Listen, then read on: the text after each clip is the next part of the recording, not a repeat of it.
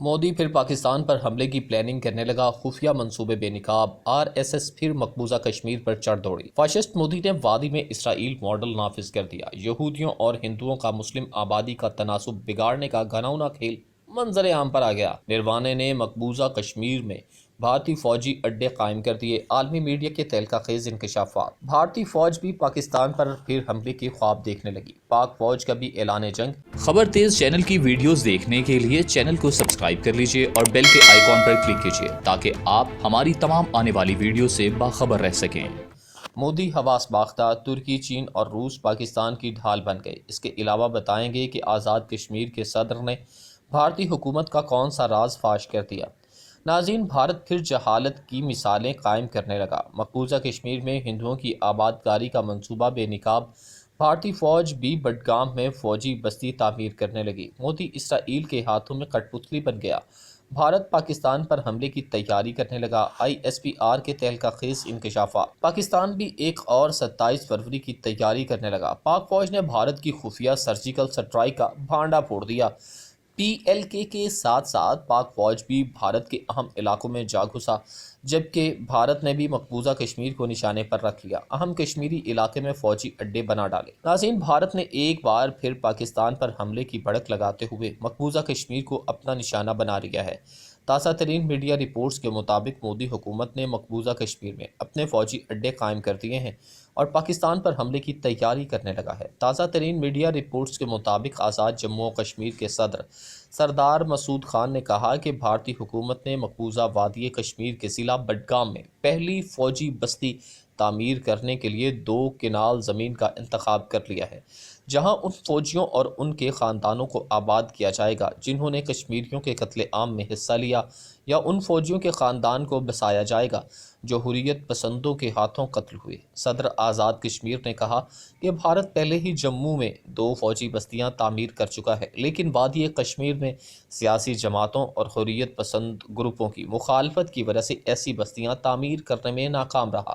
لیکن اب مقبوضہ کشمیر کے محکمہ مال نے 200 کنال زرعی زمین فوجی حکام کو منتقل کرنے کے لیے تیزی سے کارروائی شروع کر دی ہے تاکہ مودی دور حکومت میں اس بستی کے تعمیراتی اور آباد کاری کے تمام مراحل مکمل کیے جا سکیں۔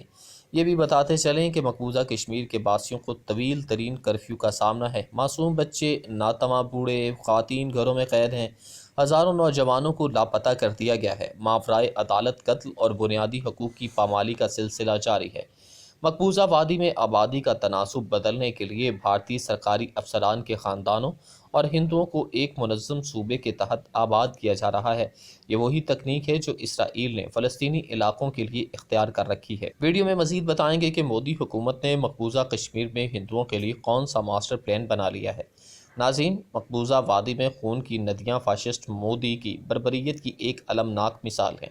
مودی یہودیوں کے نقش قدم پر چل پڑا۔ تازہ اطلاعات کے مطابق آزاد کشمیر کے صدر مسعود خان کا کہنا ہے کہ بھارتی حکومت کا وادی میں بھارتی فوج کے لیے اڈوں کا تازہ اقدام ہمارے خدشات کو درست ثابت کر رہا ہے کہ بھارت ایک خفیہ منصوبہ بندی کے تحت مقبوضہ جموں و کشمیر میں کشمیریوں کی زمین پر قبضہ کر کے پورے جموں و کشمیر کو اپنی کالونی بنانے کی پالیسی پر گامزن ہے۔ انہوں نے کہا کہ اس طرح کی بستیوں کی تعمیر سے مقبوضہ جموں و کشمیر کو نہ صرف بھارتی نو آبادی بنانے کی راہ ہموار ہوگی، بلکہ اس کی آڑ میں آر ایس ایس اور دوسری ہندو تنظیموں کے انتہا پسند پرچارکوں کو وادی کشمیر میں آباد کر کے اور انہیں مسلح کر کے کشمیریوں کے قتل عام کے لیے استعمال کیا جائے گا۔ صدر سردار مسعود خان نے مزید کہا کہ وادی کشمیر میں انٹرنیٹ کی بندش کے باعث ہزاروں طلباء جو بھارت اور کشمیر سے باہر دیگر علاقوں میں زیر تعلیم ہیں اور کرونا وائرس کے باعث آن لائن امتحانات دینے سے قاصر ہیں کا مستقبل خطرے میں پڑ گیا ہے۔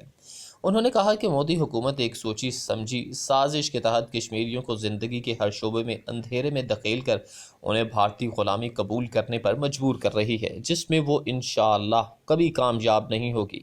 خیال رہے کہ بھارتی فوجیں کشمیر کا بے دریغ قتل عام کر رہی ہیں، جبکہ چشم فلک نے بھی ایسا منظر 72 سالوں میں نہیں دیکھا ہوگا۔ طویل قید کی وجہ سے اس وقت محصور کشمیریوں کو جو صورتحال ہے، لاکھوں افراد کے حق خود ارادیت سے محرومی 21ویں صدی کا المیہ ہے۔ انسانیت سوز مظالم سے دنیا بھارتی جارحیت سے آگاہ ہو چکی ہے۔ تاہم خاموشی افسوسناک ہے۔ عالمی برادری اقوام متحدہ کی قراردادوں پر عمل درآمد کروانے کی بجائے تماشائی بن چکی ہے۔ ویڈیو میں مزید بتائیں گے کہ پاک فوج اور پی ایل نے مقبوضہ کشمیر کی آزادی میں کون سا حربہ استعمال کر لیا ہے، جسے دیکھ کر بی جے پی نے بھی بھارتی فوج کو جنگ کا حکم دے دیا ہے۔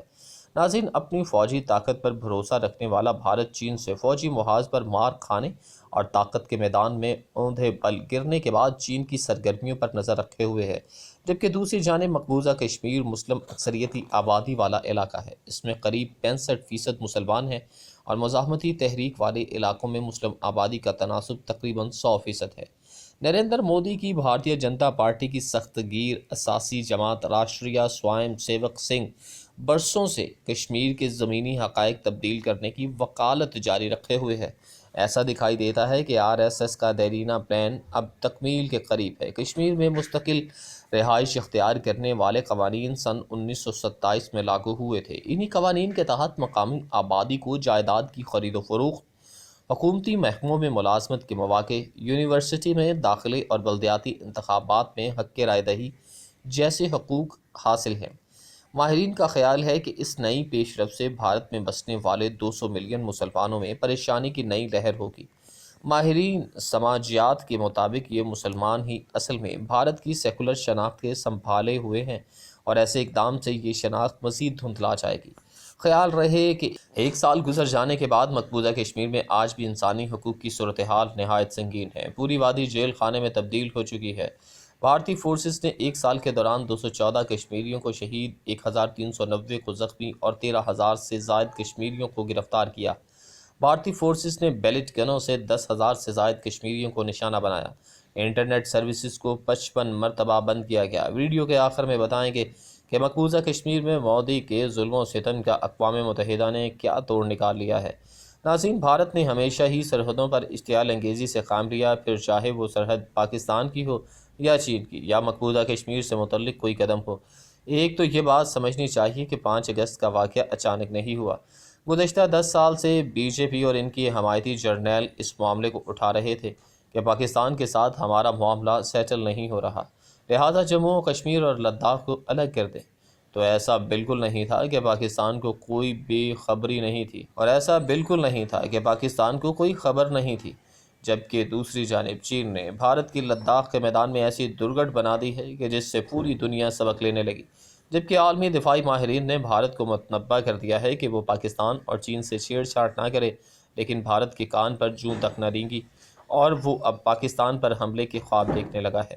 بھارت کی جانب سے پاکستان کی حدود میں حملے کے ممکنہ خطرے کے باعث پاک فوج کو پہلے ہی ہائی الرٹ کر دیا گیا ہے۔ بھارت کی جانب سے وقتاً فوقتاً لائن آف کنٹرول پر جنگ بندی معاہدے کی خلاف ورزی کرتے ہوئے بلا اشتعال فائرنگ کی جاتی ہے اور شہری آبادی کو نشانہ بنایا جاتا ہے۔